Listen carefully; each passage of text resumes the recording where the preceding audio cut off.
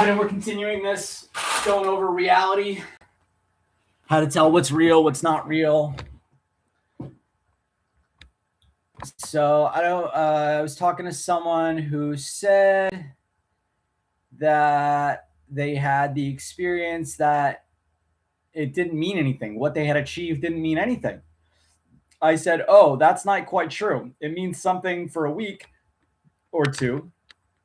You know, when you become vice president or the president or whatever you become, it's great for about a week or two. Then you got to pretend it's great. See, then you got to live after that with the concept that being the whatever is you are great. Whatever it is you are is great. Gotcha. You got to act like it's great and talk like it's great and smile like it's great and all those things. But it's all eating the menu.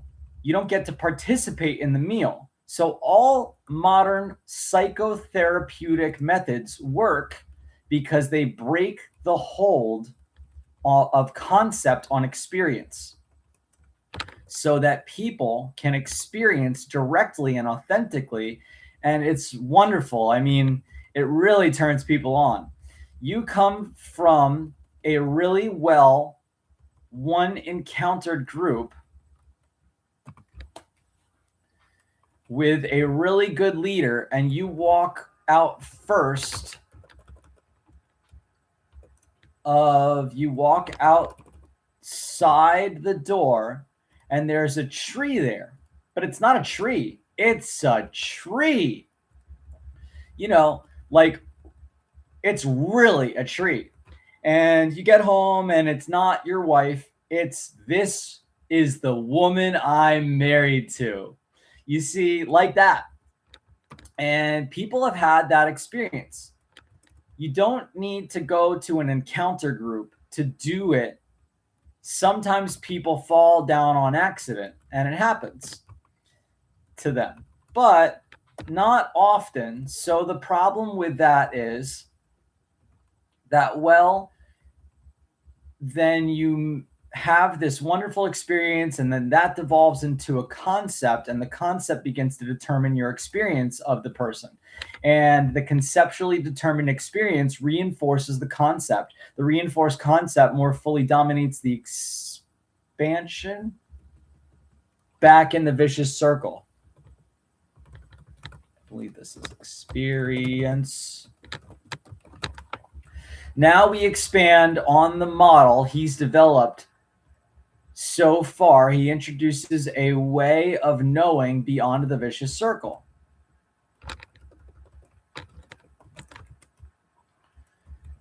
Of concept and experience, it's a realm in which experience is created by yourself rather than determined by the circumstances of your life. What's missing from up there is being, like capital B. What's missing from up there is the domain of context. What do I mean by that? What I mean by that is it's very difficult to grasp, and most people are never going to grasp it. Now, you don't need to decide whether you're going to be one of the most people or one of the few people who are going to grasp it. And it's up to you. I don't have anything to do with it. That's your choice. You also need to know that a hell of a lot of what you can grasp is nevertheless true.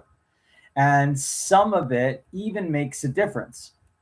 And I'm suggesting to you that this is one of those.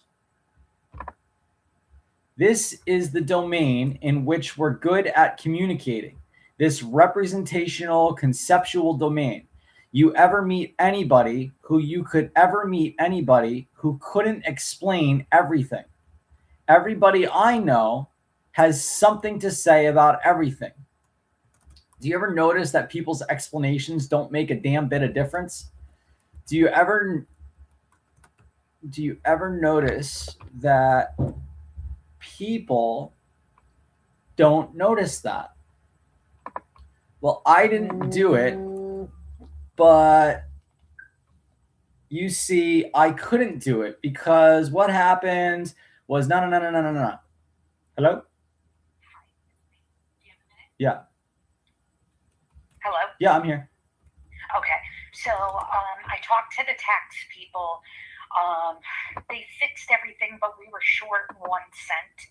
And I was like, for the love of God, do I have to send my husband over there with a check With a for penny. a penny? And they said, no. You can add it to the next payment. And then what'll happen is that we won't get charged a late fee. And I'm like, because I'm losing patience with this.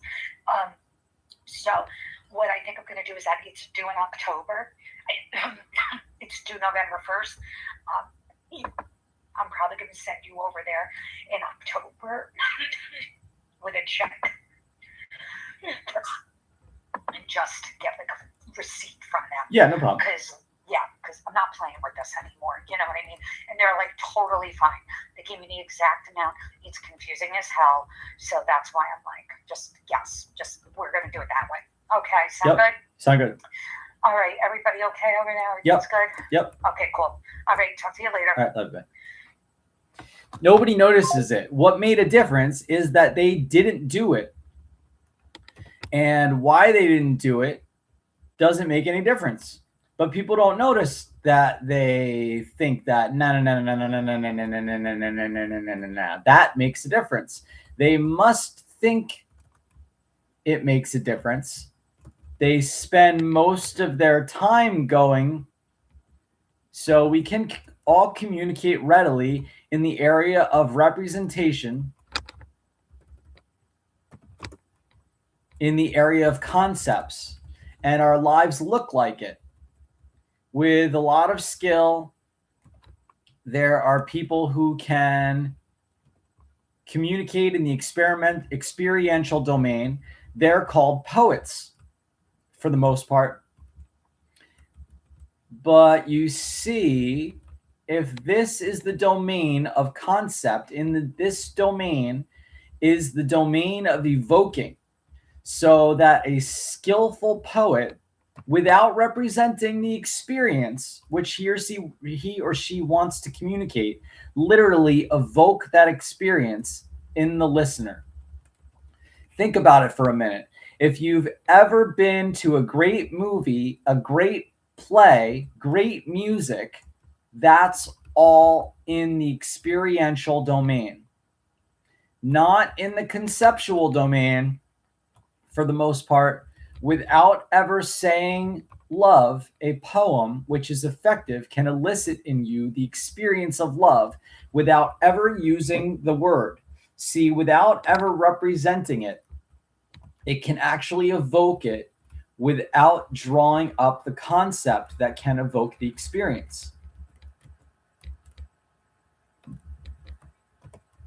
So we're all good at the conceptual realm of language. Some of us have some skill in the experiential realm of language, but the realm which I'm talking about now, the creative realm, the being realm, the generative realm, the contextual realm, none of us knows anything about that. Why? Because it's very difficult, because it's hard to understand. As a matter of fact, it's almost impossible to understand. Yellow. Hi, I'm so sorry. I got sidetracked yesterday because my foot was in so much pain. I never found the receipt or my credit card or the cancel or the check. Do you think you could put it somewhere where I can find it? Yeah, it's all on the corner of the glass table right next to where you sit. Okay, I don't know how I missed it. Okay. No problem. No problem. So sorry. Just remind me again. I'll make sure you talk get to it. you later. Okay. Okay. Bye. What I mean by understand is that you don't represent it or evoke it. And that's about all you got room for. So fine, I understand. I can't understand. I can't understand everything. So I'm going to get it experientially. No, there's another distinction of communication. There's another distinction of knowledge, another distinction of being than the two I've got up here. And the other one is damn difficult because it can't be communicated conceptually. I need to interact with you in such a way that I provide you with the opportunity to create for yourself another domain of knowing, communicating, and being, specifically in the domain of calling forth, of generating. The domain of being, the domain of self. And it needs to be distinct. I want to read something to you. This one is Ludwig Wittgenstein, was probably one or of the two or three great philosophers of this century, or last century technically. He said that a thing which is really remarkable, I want to tell you about this, a very beautiful quotation. I first heard it, and many of you will have heard it, with the last line of the quotation. And the last line is, whereof one cannot speak, thereof one must be silent. Somebody once said to me that quotation. I looked it up, and see, that's why I looked it up, because somebody said to me once, they are trying to tell me to shut up. So I looked it up. The quotation doesn't mean shut up, means something very powerful, something fundamentally powerful. Here's what the whole quotation is. This is one of the most eminent, is it eminent or preeminent, philosophers of our time, speaking of the century. My proposition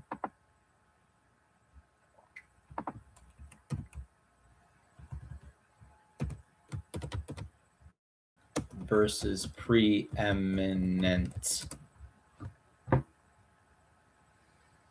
Eminent means famous and respected. Preeminent means better than others. Oh, whoa, okay. My propositions serve as elucidations in the following way. Anyone who understands me eventually recognizes them as nonsensical. When he has used them as steps to climb up beyond them, he must, so to speak, throw away the ladder after he's climbed up on it. He must surmount these propositions. Then he sees the world rightly. Whereof one cannot speak, thereof one must be silent. So you see, my understanding of that is that you and I are now communicating in the realm in which something cannot pass between you and me in order for the communication to occur. Because that what passes between you and me will, in this realm,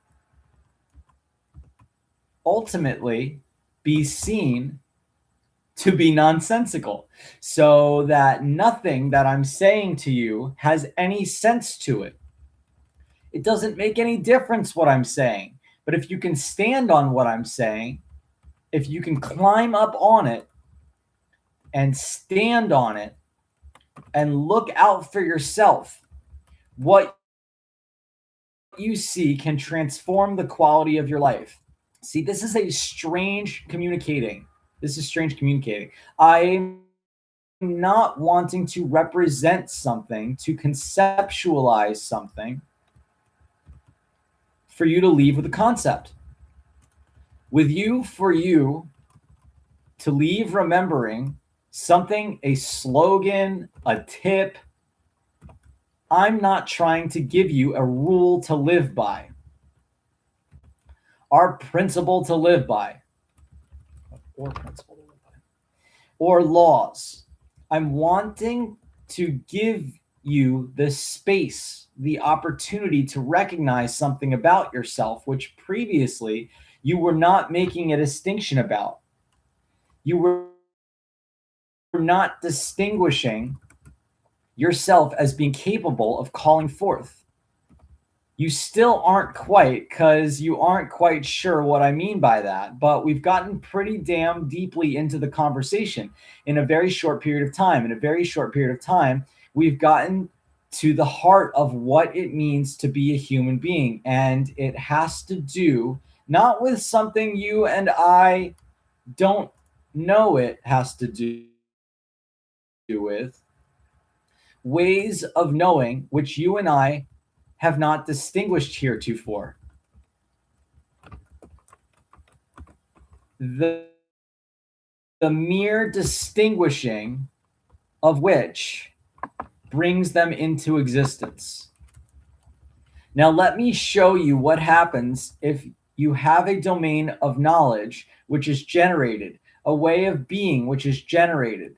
If you can create context for your life, then your experience is not conceptually or circumstantially derived. Your experience of life ceases to be a function of your circumstances, of your concepts, of what you believe, and it begins to be function of a reflection of what you're generating, what you're creating, of your own being. And now the moments of experiencing, see, it would be like you don't go to the relationship with your wife trying to get love out of it. It's like you go to the relationship with your wife having created a context of love, and the relationship becomes a place in which to experience and express the context which you've created. And that begins to move the circumstances around, so that the circumstances, and what do I mean by circumstances? Well, your memory of your feelings, your memory of your attitudes, your memory of your bodily sensations, how you move and walk and feel, and all that stuff. All the names you give to that. See, that all starts to get reorganized to be consistent with what you created, the love that you created, using this example of I love my wife. You see, this is applicable to all life, not just to the relationship, which is represented by words, I love you. So I'm saying that you and I have not made a distinction of domains. Like, you know, all the books did you ever read, you ever see, did you ever see, you read, did you ever see one in the front of the book that said, this book is not about real life? This book is actually about symbols of real life. And caution to the reader, the world of symbols is not the same as the world of reality. You ever see that in one of the books? Anybody watching this video? No, neither. Neither of. Why? Because nobody makes the distinction between experience and concepts. Nobody makes the distinction between the real thing and the representation of the real thing. And most poor suckers can't figure out why their life stinks, or why life stinks. Now, what more do you need to know than that you confuse the menu for the meal? Let's see how much is left. Okay. If I told you about human being, that is human being confused with the menu for the meal, that is to say that the human being did not make a distinction between the symbols of love and love, did not make a distinction between the symbols of satisfaction and satisfaction, did not make the distinction between the symbols of themselves, their own being, and their own being, their own self. What would you tell me about them? You'd say that's that person in trouble. That person's in trouble now. Everybody knows who we're talking about, right? See, what you and I call good times is in contrast to the way this planet looks. Nothing compared to what could be. What you and I think is people, what you and I think is a life well lived, it's truly nothing in contrast to what could actually happen. You know something? There's not anybody watching this video who doesn't know that. I hope you have a great day. Peace and love. We'll continue.